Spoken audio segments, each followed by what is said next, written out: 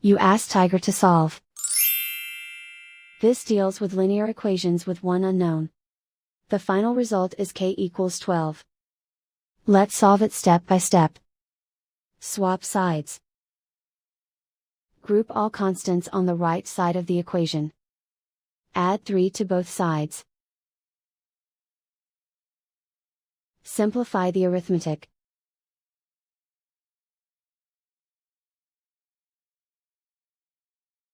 Isolate the k.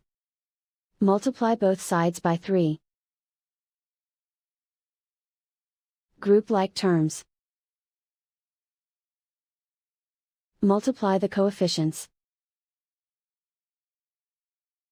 Simplify the fraction. Simplify the arithmetic. And so the final result is k equals 12.